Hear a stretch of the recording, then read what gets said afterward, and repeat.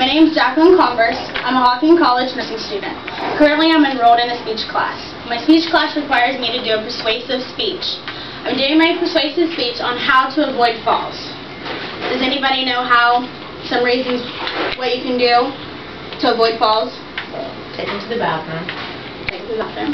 Make sure they have your call light. Make sure they have your call light. Make sure everybody's off the floor.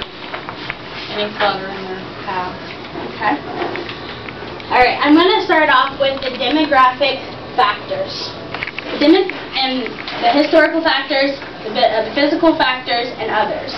Demographic factors are their age and their race possibilities. Certain races have their bone structures and how they're built, and housebound status, like if they're living alone and no one comes in and sees them, they have more of a risk to fall.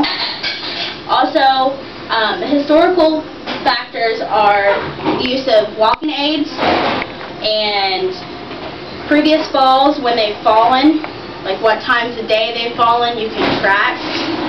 Also, it has to do with their illnesses, their physical status, on how well they can move and be able to move around. And any medications they could be taking could make them fall.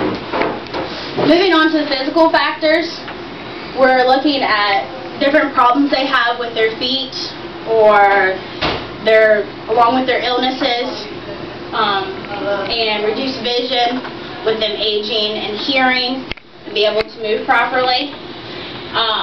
Others is just environmental hazards and risky behaviors.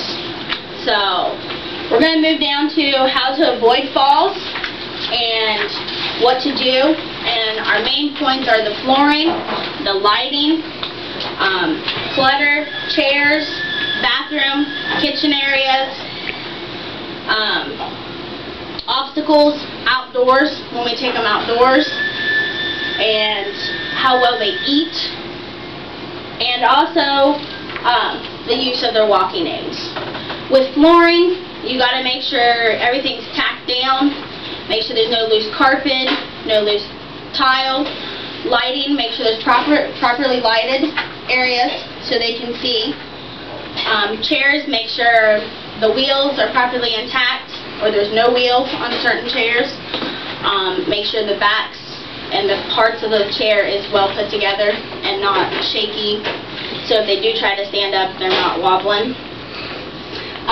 With your bathroom, bedroom, and kitchen, just make sure all obstacles are cleared out of the way, along with your flooring and your lighting. Outdoor risks are your stairs. Make sure the concrete is properly put together. There's no cracks in it. Make sure we're using handrails. So if they do venture outside, they can use handrails to go down the stairs to help them. Walking aids, make sure they're properly put together. They're not loose. All bolts are intact. All wheels are properly moving correctly. Eating well, we need to make sure they have a well-balanced meal every day, 3 times a day, including snacks for the ones that need it, so they're getting all the proper nutrition they need. We're going to move over to, I printed off a thing that says, I hate falling. And with I hate falling, there are information goes with it, like each letter of I hate falling has something. It deals with their gait, with walking, illnesses they may have, hearing problems, vision problems, foot problems. It pretty much has to do with all the illnesses they have or diseases they may have gained, and also nutrition. So that's a nice little thing that can be posted around.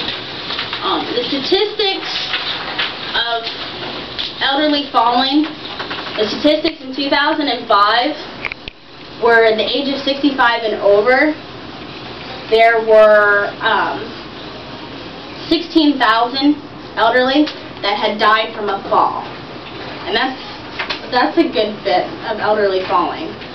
And at one point, another 8 million elderly had fallen and injured themselves pretty badly to be sent to the emergency room and admitted to the hospital.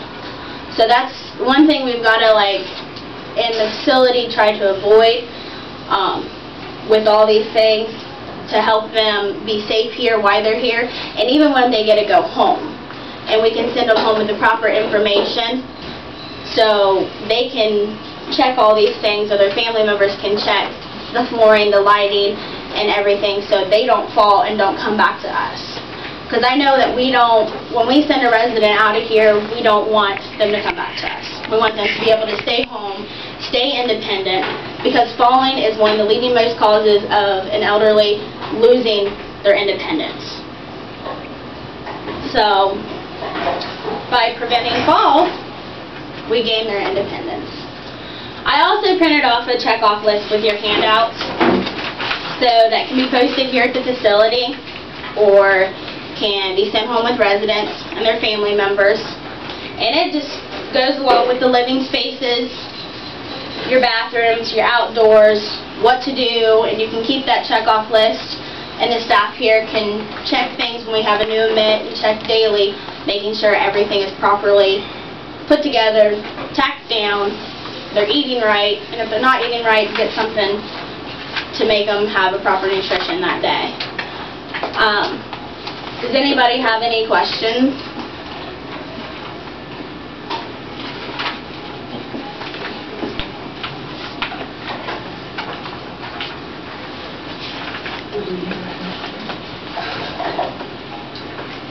No questions?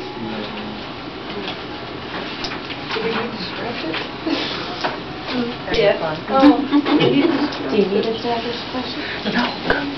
Any of my questions? Alright. Well, with avoiding falls, I've given you the historical factors, demographic factors, physical factors, and why they fall, and possibilities that goes along with why they're falling.